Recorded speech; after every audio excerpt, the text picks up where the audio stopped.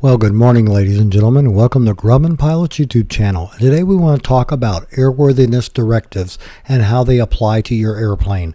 Most of us normally see them. If we look in our logbooks, we'll see that we have AD compliance reports for our propeller, for our engine, and for our airframe, and maybe some people even have appliances. But there's more to the airworthy directives, and there's a couple of things that can really get you if you don't watch out for them. So stay tuned while we talk a little bit more about the airworthiness directives and how they apply to your Grumman. So we would like to ask you please subscribe, hit the like button, and hit the notify to stay current with our content. Now, for most of us, we look in our logbooks and we see no ADs do this inspection through March 20th, 2015 for this particular entry. But that's how we normally see it. And it's an entry in a log record on an annual inspection that's buried in the log entry. But there should also be AD compliance report in the log entry, in the log books for the airplane, the engine, appliances, and everything else. So an airworthy directive is a legally enforceable rule issued by the FAA in accordance with 14 CFR Part 39 to correct an unsafe condition in a product.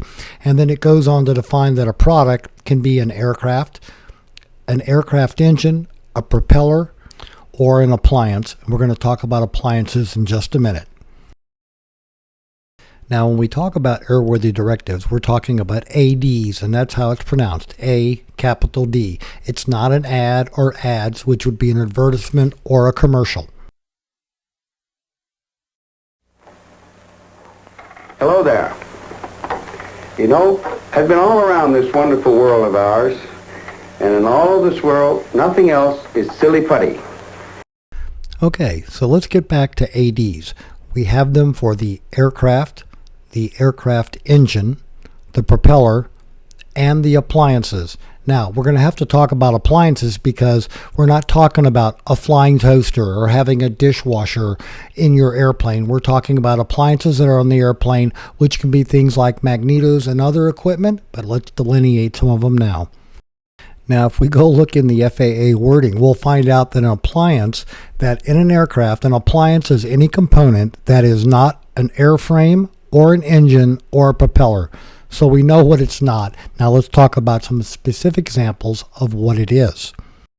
So as we mentioned, magnetos, a carburetor, the fuel injection system if you have one, an alternator, a turbo governor, the radios, instruments, emergency locator transmitter, wheels, brakes, ignition switches, fire extinguishers, and seat belts are all appliances. So they can have ADs on them, and most people don't have those. The one that we might know about is our ignition switch, and that's for the Bendix, but it's for the Bendixes that allow you to turn the key to start the airplane.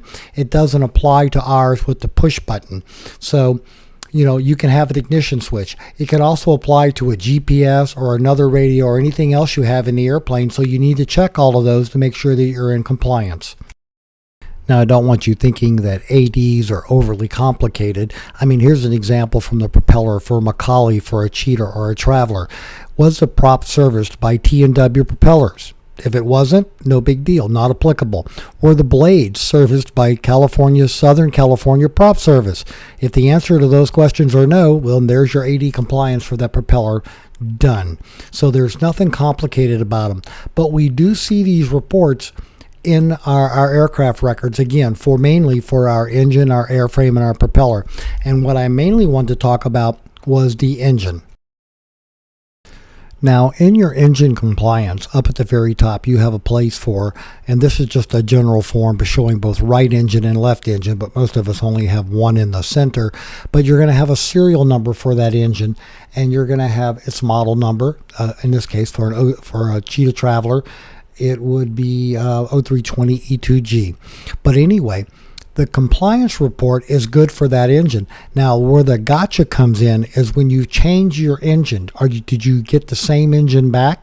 Because if you get a different serial number, you're going to have to update your AD compliance, and you may find out that the ADs on that overhauled engine are different from the engine that you sent in. So you want to make sure that you have the right engine in your AD log. The same thing applies to the propeller.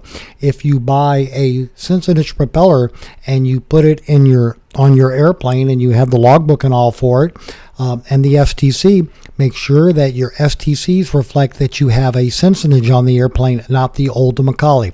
So that's the got you.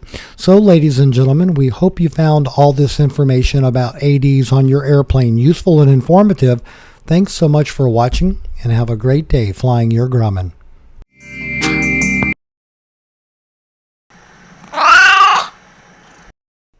And we thought we'd share our little MGM lion with you.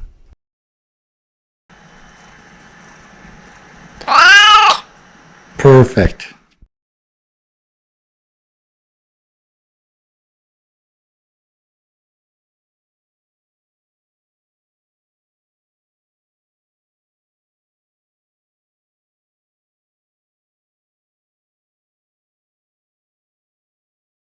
So we hope you enjoyed all of this. Thanks for watching.